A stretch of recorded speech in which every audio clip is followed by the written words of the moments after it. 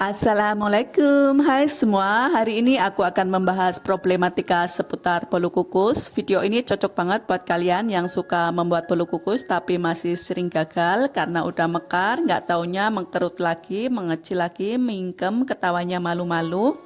Biasanya aku bikin bolu kukus hampir nggak pernah gagal teman-teman, tapi kali ini yuk kita koreksi bareng-bareng. Hari ini aku membuat bolu kukus tanpa air soda biar rasanya lebih gurih dan enak. Aku menggunakan kental manis yang dicampur dengan air minum. Bila kalian tidak suka kental manis, kalian bisa menggunakan susu segar, susu cair, atau bahkan kalian bisa menggunakan air putih biasa atau air minum. Oke, selanjutnya kita masukkan saja semua bahan-bahannya. Di sini aku ada telur, kemudian gula pasir. Untuk gula pasir sebaiknya kalian memakai gula pasir yang butirannya halus dan berwarna putih ya teman-teman, agar hasilnya nanti lebih bagus. Kemudian masukkan tepung terigu. Untuk vanili bubuk bisa diganti dengan vanili cair. Kemudian jangan lupa tambahkan garam sebagai perasa, kemudian tuang susu. Aku juga menggunakan 1 sendok teh SP, tapi untuk SP-nya akan kita taruh nanti setelah di mixer selama 5 menit. Mixer dengan kecepatan rendah ya teman-teman, sampai semua bahan tercampur rata.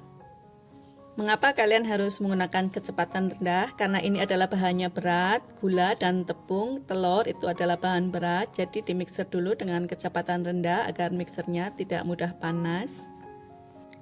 Nah, kemudian setelah semua bahan tercampur rata, baru kemudian masukkan SP-nya. Kemudian di mixer dengan kecepatan paling tinggi sampai putih, kental, mengembang dan berjejak. Lamanya tergantung kualitas mixer kalian masing-masing. Aku hanya membutuhkan waktu 5-6 menit saja ya teman-teman. Nah, adonannya sudah putih, kental, mengembang dan berjejak. Adonannya juga ini licin dan sangat halus ya teman-teman. Nah, bila diangkat, ini gagang mixernya bisa meninggalkan 2 jambul. Kemudian adonan tidak mengalir deras dari gagang mixer. Selamat kalau kalian bisa melewati tahap ini, kalian 50% sukses dalam membuat bolu kukus ya.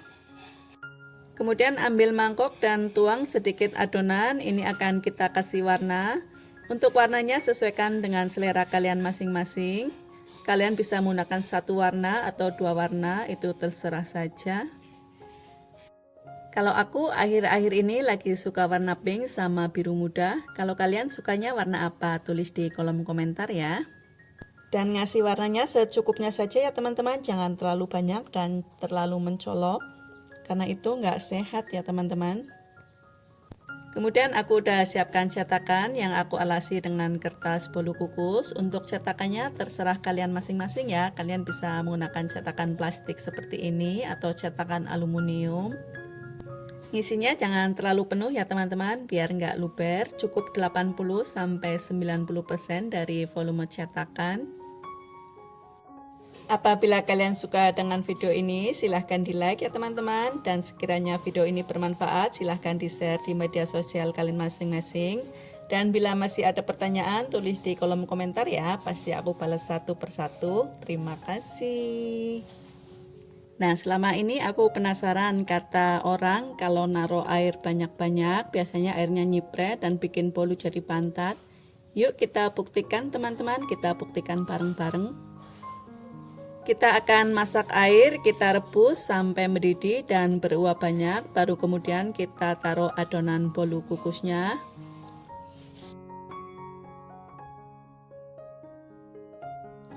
Karena ini bolu kukus buat percobaan, jadi aku hanya taruh 2 bolu kukus ya teman-teman. Nanti kalau gagal semua kan sayang teman-teman, nanti jadi mubazir.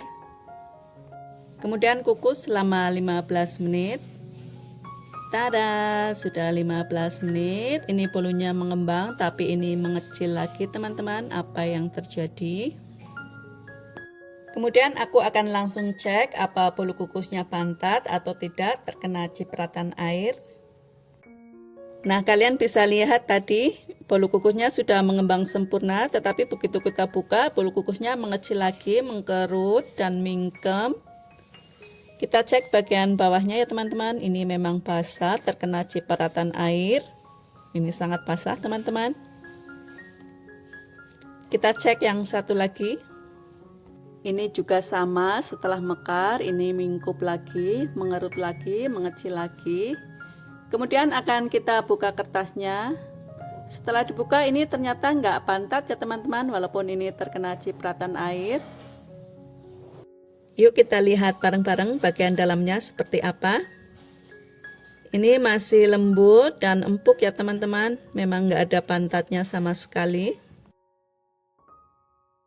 Nah, karena tadi airnya kebanyakan, kali ini aku ngukusnya menggunakan air yang lebih sedikit ya teman-teman. Dan kita akan lihat hasilnya seperti apa.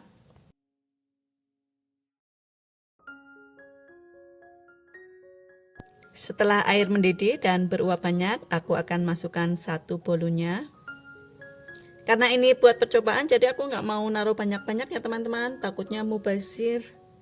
Dan untuk hasilnya kalian bisa lihat, pertama ini mengembang, setelah tutupnya dibuka, ini mingkup lagi. Yuk kita langsung saja cek hasilnya seperti apa. Ini memang mekar ya teman-teman, tapi ini tidak merekah sempurna. Dan untuk bagian bawahnya ini tetap kering karena tidak terkena percikan air. Kemudian kita lihat bareng-bareng teman-teman dalamnya seperti apa. Ini masih kelihatan oke ya teman-teman, ini tidak pantat dan dalamnya juga masih lembut dan empuk. Baiklah, mungkin tadi aku hanya menggunakan panci biasa ya teman-teman. Kali ini aku menggunakan panci dengan kualitas yang lebih baik. Aku menggunakan panci Presto yang bisa buat mengukus seperti ini. Teman-teman bisa lihat ini bolunya sangat mekar dan mengembang sempurna, tetapi begitu dibuka ini mingkup, ini mengkerut dan mengecil lagi ya teman-teman. Jadi salahnya di mana dong? Bikin adonannya tadi udah bener, cara ngukus dan ukuran airnya tadi juga nggak ngaruh. Kemudian menggunakan panci dengan kualitas yang lebih bagus juga nggak ngaruh. Ayo kita koreksi bersama teman-teman.